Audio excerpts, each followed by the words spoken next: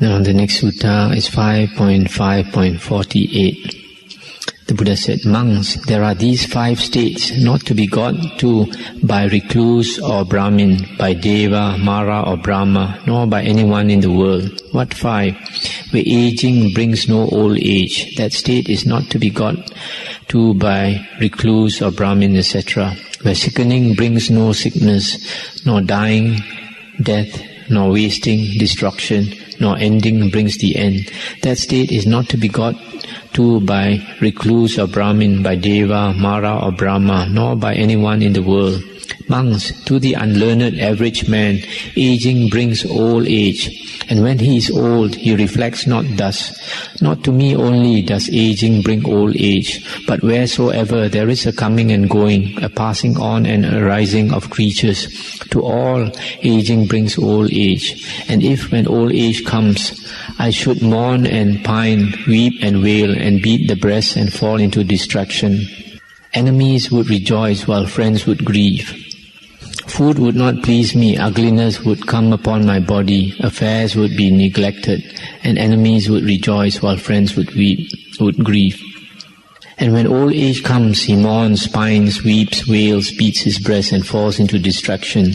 Monks, this man is called an unlearned average man. Pierced by the poison dart of sorrow, he just torments himself.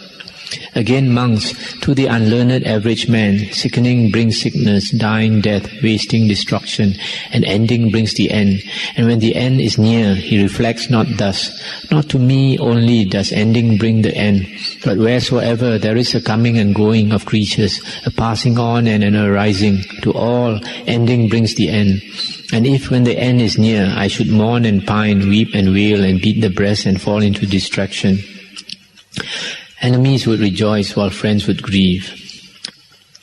Food would not please me, ugliness would come upon my body, affairs would be neglected, and enemies would rejoice while friends would weep. And when the end is near, he mourns, pines, weeps, wails, beats his breast and falls into distraction. Monks, this man is called an unlearned average man. Pierced by the poison dart of sorrow, he just torments himself. To the learned Aryan disciple also, monks, aging brings old age. But when he is old, he does reflect in that aforesaid way, that not to me only does ending bring the end, but wheresoever there is a coming going of creatures, a passing on, etc., etc. And when age comes, he does not mourn, nor pine, nor weep, nor wail, nor beat his breast, nor fall into distraction. Monks, this man is called a learned Aryan disciple. Drawn out is the poison dart of sorrow with which the unlearned average man torments himself. The sorrowless, dart-free Aryan disciple has cooled the self entirely. So also to the learned Aryan disciple, sickening brings sickness, dying death, wasting destruction, ending the end. And when the end is near, he reflects in a like manner. That is, not only to me does ending bring the end, but wheresoever there is a coming going of creatures, etc., etc. Monks, this man is called a learned Aryan disciple. Drawn out is the poison dart of sorrow with which the unlearned average man torments himself.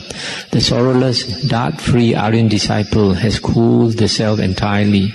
Monks, these are the 5 states not to be got to by recluse or Brahmin, by Deva, Mara or Brahma, or by anyone in the world. That's the end of the sutta. Here basically is saying that no being can avoid aging, sickness and dying. Although the form it takes may vary. For example, in the heavenly world, it is not so visible. You don't see the aging so visible. An ordinary person, Putujana, does not reflect properly when he's old or when he's dying, that all beings must grow old and die.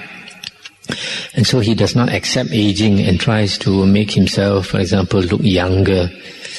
He does not accept death and looks for all ways to cure himself. But one who understands the Dhamma accepts aging. He grows old gracefully. When death comes, he knows he's lived his life skillfully and he's not remorseful because he knows he's bound for a good rebirth.